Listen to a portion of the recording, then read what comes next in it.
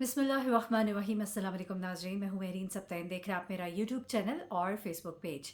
नाज़रीन, ये स्टोरी जो है ये बड़ी एक इम्पॉर्टेंट स्टोरी है इस सेंस में कि बहुत से लोग जो बहुत चाहते हैं कि हमारी बच्चियों की शादियाँ जो हैं बाहर के मुल्क में हो जाए। ये बाहर के मुल्क में शादी करने की ख्वाहिश में बहुत सी चीज़ों को इग्नोर कर दिया जाता है, बहुत सी बातों के बारे में पता ही नहीं किया जाता है। एक ऐसी फैमिली जो कि पाकिस्तान से बाहर जाके इंग्लैंड में सेटल होती है और उसके बाद उनके यहाँ 3 बच्चे जो हैं उनकी पैदाइश होती है और तीनों बच्चों की वहाँ पे वो परवरिश करते हैं। और ऐसी परवरिश कि एक जो बड़ा बेटा होता है उसकी अपनी बीवी की बहन के साथ नाजायज़ ताल्लुकात होते हैं, जिस पर कि उसका घर भी टूट जाता है। फिर दूसरा बेटा जो है वो अपनी डिग्गी में एक नौजवान लड़की को 24 घंटे के लिए बंद रखता है और इस पर उसको 8 साल की सज़ा भी होती है। और एक बेटी है जिसके बारे में अब मैं ज़्यादा बात नहीं करना चाहती। इस फैमिली को 18 साल कैद की सज़ा सुनाई गई है।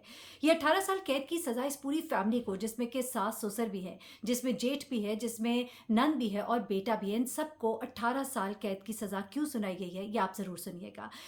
एक लड़की जिसको पाकिस्तान से वो ब्याह कर लेकर जाते हैं, उसके वालिदैन जो है वो उस लड़के के बारे में ये जानकारी ही नहीं करते। उनको मालूम ही नहीं होता कि ये लड़का तो 8 साल कैद काट चुका है।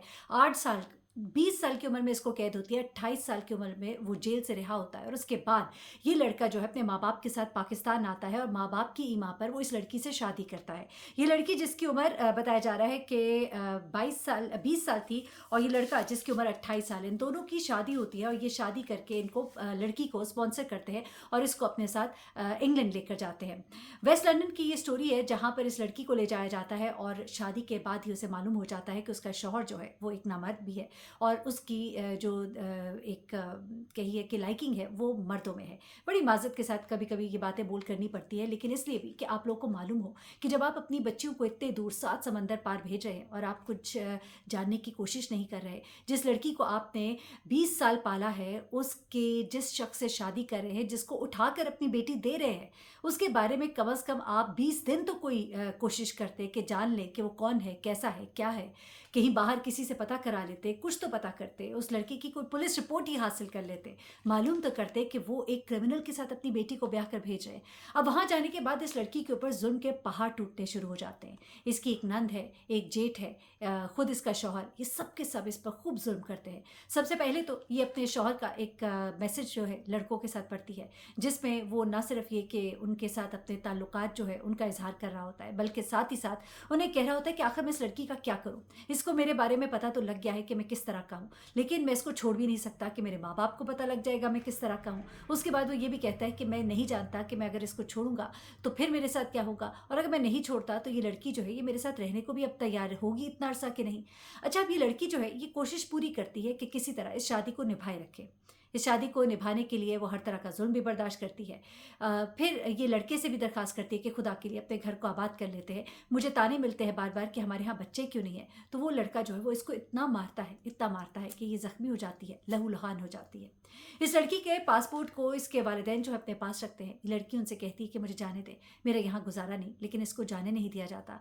ये जब कहती है, अच्छा अब इनको बता भी नहीं पा रही शर्मा शर्मी के मामला क्या है, मेरे शौहर का मसला क्या है, लेकिन जब वो जाने की बात करती है तो इस पर जुल्म व तशद्दुद किया जाता है, इसे मारा पीटा जाता है, इससे घर के काम कराए जाते हैं, इसके साथ बुरा रवैया रखा जाता है, यहाँ तक कि इसकी नंद, इसका जेठ भी इसके साथ बदसलूकी करते हैं और ये वहाँ रहने पर मजबूर होती है। अपने शौहर के मैसेजेस भी पढ़ लिए, शौहर की हकीकत भी पता लग गई, लेकिन फिर भी वहाँ रहने पर मजबूर है। वो कोशिश करती है किसी तरह पाकिस्तानी कम्युनिटी के साथ इन टच हो, लेकिन वो नहीं कर पाती। वो इसको किसी से भी राबिता नहीं करने देते, इसको घर के अंदर महसूर करके रख देते हैं। ऐसे में ये लड़की जो है आखिरकार एक दिन तंग आकर तेल पी लेती है और जब ये तेल पीती है, केरोसिन ऑयल पीती है, इसकी तबीयत जो है वो बिगड़ना शुरू होती है। यहाँ पर भी आप हद देखिए जुल्म की और तशद्दुद और बर्बरियत की, कि इसकी सास जो है 51 साला सास, वो कहती है कि इसके बारे में किसी को पता ना लगे, क्योंकि अगर पता लग गया, पुलिस आ गई, तो वो इससे सवाल जवाब करेंगे और अगर सवाल जवाब करेंगे तो ये सब कुछ बता देगी। अगर ये सब कुछ बता देगी तो फिर हम सब बहुत बुरी तरह से फंस जाएंगे। आखिरकार ये लड़की, इसकी तबीयत बहुत ख़राब होती है, उल्टियाँ करती है, घर ही में ठीक हो जाती है और फिर वहीं पर रहने पर, उन्हीं हालात में रहने पर मजबूर हो जाती है। यहाँ तक कि वो तंग आकर आखिरकार सोचती है कि मैं इनसे कहती हूँ कि मेरा कोई ताल्लुक था, शायद ये तंग आकर और मुझसे खार खाकर मुझे छोड़ देंगे। तो ये उन्हें कहती है कि मेरा एक दोस्त था पाकिस्तान में, मैं उसके पास वापस जाना चाहती हूँ, मुझे वापस जाने दें। इसके जो सास ससुर हैं वो इस बात पर भी इसको छोड़ने पर तो राज़ी नहीं होते, लेकिन इसके ऊपर जुल्म ज़रूर करते हैं। इसका शौहर जो है वो भी इस पर जुल्म करता है जब ये कहती है कि देखो तुम पे नाम नहीं आएगा, मैं तो खुद कह रही हूँ कि मेरा एक बॉयफ्रेंड है, पाकिस्तान में है, मैं उसके पास वापस जाना चाहती हूँ, तो तुम इसी आड़ में मुझे छोड़ दो, ये कहकर कि मैं एक बुरी औरत हूँ, लेकिन मुझे छोड़ दो खुदा के लिए। लेकिन वो इस बात पर भी राज़ी नहीं होता।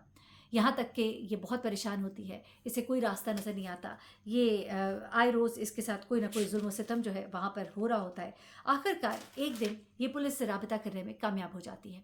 अपने ही हमसाए में एक औरत इसका दुख सुनती है, इसको फ़ोन नंबर देती है, इसको अपने घर से कॉल करवाती है। एक दिन चुपके से ये घर से निकल कर उनके घर जाकर पुलिस को कॉल करती है, उनका अपना तमाम तर मसला बताती है। उसके बाद पुलिस जो है वहाँ पहुँचती है, इन सबको गिरफ्तार करती है और उसके बाद इस लड़की को फंसाने के लिए इस लड़के ने एक वीडियो बनवाई थी। वो वीडियो जो है उसमें ये लड़की कहती है कि मैं बहुत गलत हूँ, मैं पाकिस्तान वापस जाना चाहती हूँ, मैं तो तुम लोग के साथ रहना ही नहीं चाहती, मैं तुम लोगों पर इल्ज़ाम लगा दूंगी और तुम लोग को फंसवा दूंगी। ये वीडियो जब इन लोगों को पकड़ा जाता है और इनको जेल की जब सुलाखें नज़र आना शुरू होती है, तो वहाँ पर ये वीडियो जो है अदालत के सामने पेश करते हैं कि देखिए हम तो बिल्कुल पाक साफ़ है, ये लड़की तो है ही ऐसी, और देखिए इसने वीडियो में खुद इकरार किया है कि मैं गलत हूँ, मैं तो पाकिस्तान जाना चाहती हूँ, सिर्फ इसलिए मैं तुम लोगों के ऊपर इल्ज़ाम लगा रही हूँ।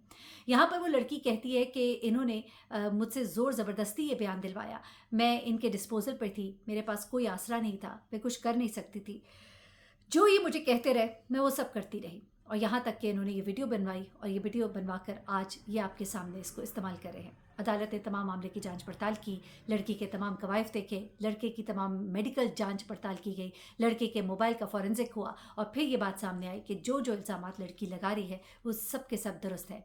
ये लड़का वहाँ का शहरी था, वहाँ का रिहायशी था, वहाँ की नेशनैलिटी थी, लेकिन उसके बावजूद जब उसके ऊपर ये तमाम के तमाम इल्ज़ामात जो है वो दुरुस्त साबित हो गए, तो अदालत ने इसको और इसकी फैमिली को 18 साल कैद की सज़ा सुनाई। यहाँ पर इस लड़के ने कहा जज साहब से कि जज साहब गलती तो मेरी है, मेरे माँ बाप को छोड़ दीजिए, मेरे घर वालों को छोड़ दीजिए। तो यहाँ पर अदालत ने सख्त इसके ऊपर अपने रिमार्क्स दिए कि हम तो तुम्हारे बिल बोर्ड के ऊपर इश्तिहार बना कर लगाएंगे कि तुम लोग इस तरह की फैमिली हो, और वो बच्चियाँ जो बैरून मुल्क से यहाँ शादी होकर आती हैं उनके माँ बाप जो हैं वो जान लें कि इस तरह के लोग भी यहाँ पर बसते हैं, और उनकी जांच पड़ताल किए बगैर अपनी बच्चियों को शादी करके इतने दूर मत भेजें और उनकी ज़िंदगियों को बर्बाद ना करें। ये जनाब एक स्टोरी जो मैंने आपके साथ शेयर की है, इसलिए भी शेयर की है कि खुदा के लिए जब अपनी बच्चियों को बाहर ब्याह कर भेजते हैं तो ज़रूर जांच पड़ताल कीजिए, क्योंकि हर तरह का बंदा है दुनिया में, और आपकी बेटियाँ जो हैं जिनको आपने बड़े नाज से बड़ी मोहब्बत से पाला पोसा होता है, उन बच्चियों को इस तरह से जालिम लोगों के हवाले ना करते। बाहर जाने की ख्वाहिश तो बहुत होती है, लेकिन बाहर के वो कहते हैं ना दूर के ढोल सुहाने, जब आप यहाँ पर आते हैं तो फिर बच्चियों से पूछिए कि किस किस तरह की मुसीबतों का सामना करना पड़ता है, किस तरह के हालात वाक़यात से गुजरना पड़ता है। तो ये सब कुछ जो है देखते हुए मैंने सोचा कि ये स्टोरी आपके साथ शेयर करूँ। आप लोगों को अंदाज़ा होना चाहिए कि आप लोग कोई भी कदम उठा रहे हैं, बेशक रिश्ते आपको बड़े अच्छे लग रहे होते हैं, लोग बड़े अच्छे तरीके से आपको ट्रैप करते हैं, लेकिन आगे जो है वो फूलों की सेज नहीं है, कांटों की सेज है इनफैक्ट। और यहाँ पर अपनी बेटियों को भेजते हुए इन चीज़ों का ज़रूर ख्याल रखिए। अपना बहुत ख्याल रखिएगा, दुआ में याद रखिएगा। अल्लाह हाफ़िज़।